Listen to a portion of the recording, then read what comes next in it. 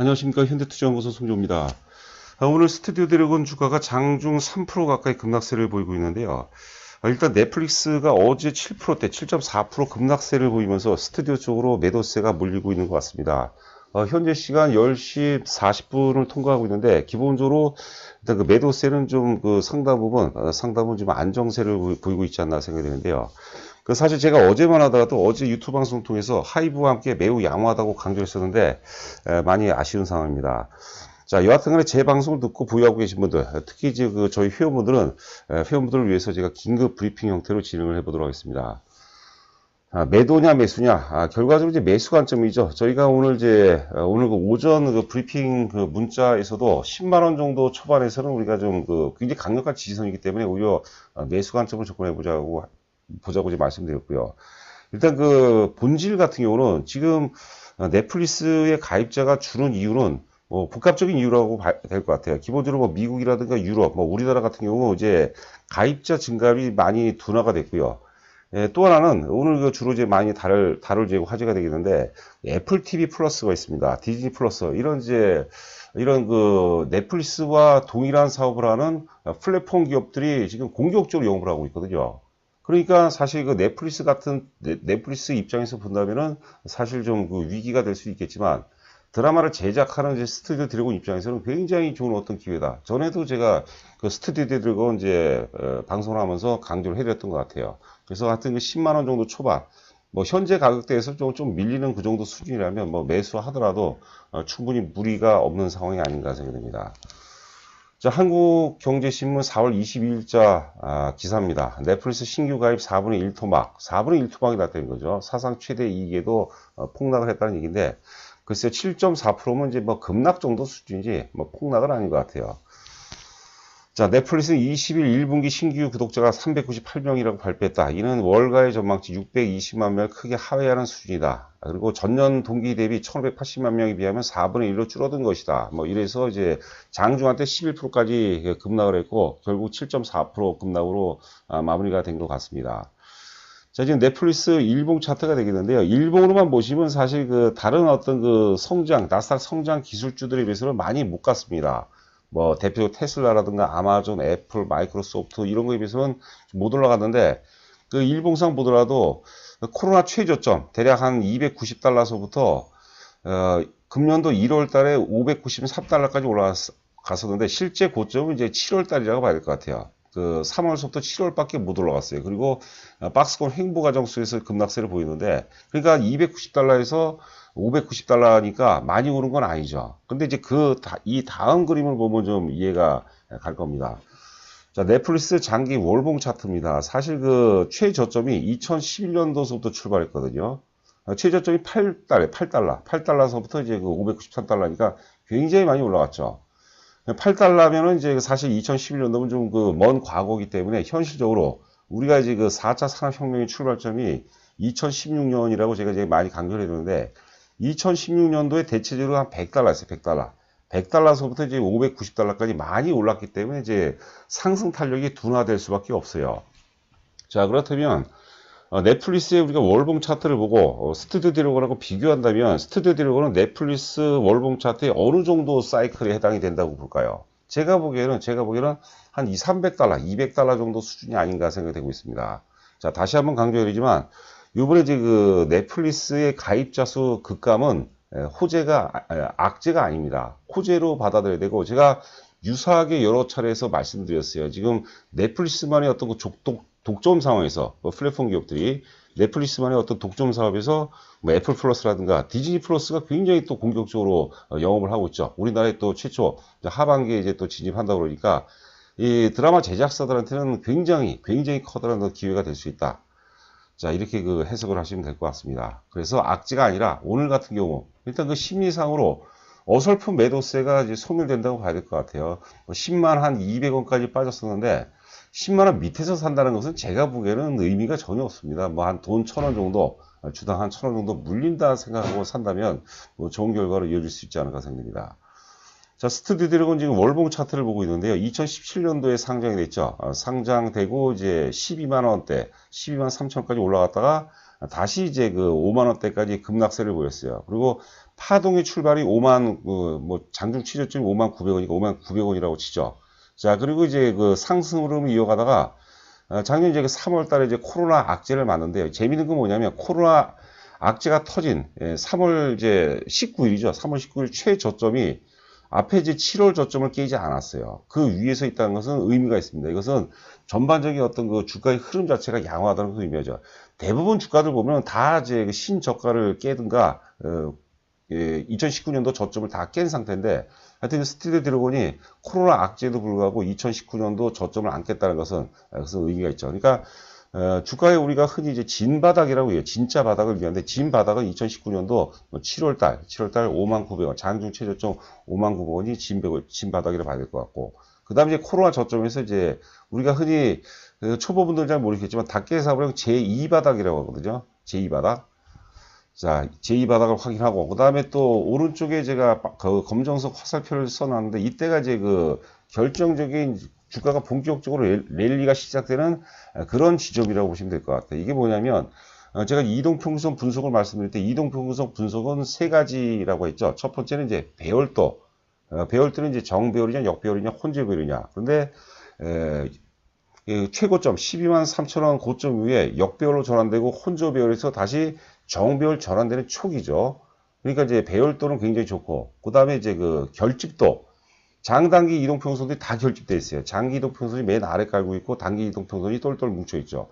그 다음에 이제 방향성이 이제 수평에서 이제 그 상향 쪽으로 이제 전환되기 때문에 기술적 완성도는 대단히 높습니다. 그러니까 제가 이제 여러 차례 이제 그 방송을 통해서 많이 말씀드렸는데, 스튜디오 드래곤이 그냥 오르는 게 아니라 이미 그 준비된 상태에서 오르기 때문에 웬만한 악재에서는 상당히 내성을 갖고 오히려 악재를 통해서 주가가 수급적으로 이제 거듭날 가능성이 높습니다. 그 악재가 아니라 이제 악재라고 이제 그 오전까지 지금 현재까지는 이제 시장이 그렇게 이제 반응하는 거죠. 아직 오후장 남았으니까 어떻게 뭐 주가가 이어질지 모르겠지만 오늘도 밑에 이제 꼬리를 좀 달고 상당히 돌려놓을 가능성도 있어요. 이런 악재는 악재가 아니에요. 그러니까 우리가 악재라고 생각하는 현상이 나오면 그 본질을 항상 꿰뚫어 볼 수 있는 그런 어떤 그 지혜가 필요한 시점이 아닌가 생각됩니다. 그렇기 때문에 파동도로 본다면 이번 파동은 앞전 고점 12만 3천원을 반드시 돌파하는 파동이에요. 그 지금 증권사 대략적인 이제 그 목표가들이 13만 원대 혹은 14만 원까지 나왔는데, 제가 보기에는 15만 원까지 충분히 가는데, 15만 원에서 만약에 뭐 예를 들어서 이제 뭐 중국의 한한령이 해제된다든가 뭐 이런 상황이 나온다면 오버슈팅 가능성이 있어요. 그럼 최대한 맥시멈 한 20만 원까지도 볼 필요가 있다, 이렇게 생각하시면 될 것 같아요. 그러니까 너무 그 단기 시세에 일희일비하지 마시고요.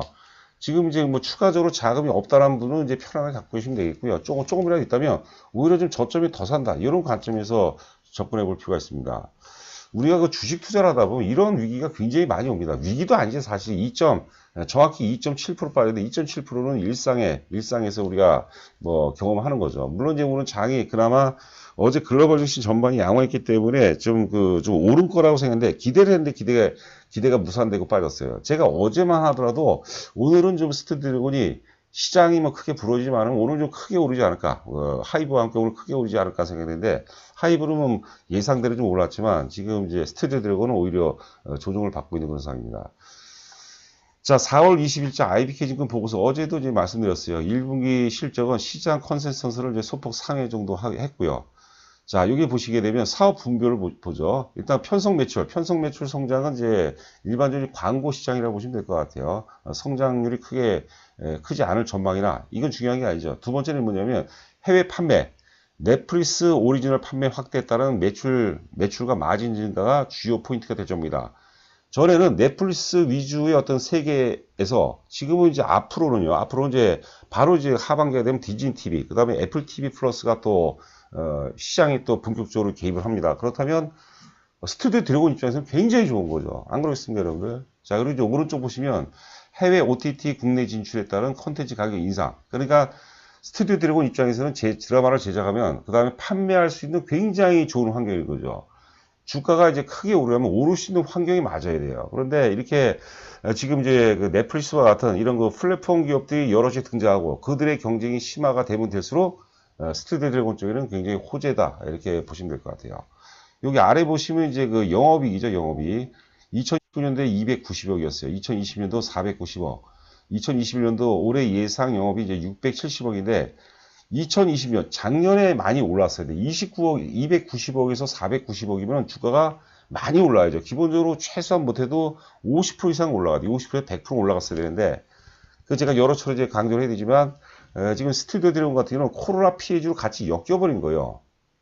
그렇죠. 엮여버렸죠. 그래서 못 간 거죠. 그렇다면 290억에서 670억으로 우리가 계산해야 돼요. 기저효과 감안해서. 그런 것들이 이제 시장에 상당 부분 이제 반영될 가능성이 높다. 자, 이렇게 보시면 될 것 같습니다. 자, 이거는 이제 분봉입니다. 지금 이제 어제 넷플릭스가 이제 그 7.4% 급락세를 보이면서 매도위 계속 보이다가 지금 그 9시 40한 2분 정도에 분봉사 보면 거래가 터지죠. 매도의 극점이죠. 저는 이때 저점이 이제 그 10만 200원이거든요. 지금 뭐 조심스럽게 뭐 해석을 해봐야겠지만 10만 200원이 제가 보기엔 절대 바닥일 가능성도 있어요. 물론 그 시장 자체가 크게 부러지면 여기서 한 차례 더 빠질 수 있겠지만 시장이 이제 크게 부러지는 그런 환경만 아니라면 스튜디오 드래곤은 10만 200원이 굉장히 중요한, 굉장히 의미 있는 바닥일 가능성이 높다. 주가가 여러분들 잘 한번 생각해 보세요. 바닥을 바닥을 안다. 이거만큼 매력적인 게 없습니다. 바닥을 안다는 것은 굉장한 우리가 자신감을 동원시킬 수 있는 거거든요. 그리고 여러분들 오늘 방송을 처음 들으신 분들은 구독 부탁드리고, 그 다음에 이제 기존의 그 구독자분들 좋아요 부탁드립니다. 그리고 회원가입 관련해서는 맨 끝에 이제 자세하게 정리가 되어 있습니다. 참고하시기 바라고요. 자, 하여튼 그 내용입니다. 이제 우측이 넷플릭스 가입자 감소는 결국 뭐냐면, 결국은 애플 TV 플러스, 디즈니 플러스의 어떤 그 사업 확장성, 새로운 경쟁업체들이 계속해서 등장한다는 거죠. 메이저급. 물론 이제 제가 오프닝에서 말씀드린 것처럼 이제 지금 특히 이제 코로나 이후에 저희도 집에서 넷플릭스를 보고 있는데, 저는 뭐 잘 안 보지만 여하튼간에 가족들 묶어서 이렇게 보더라고요.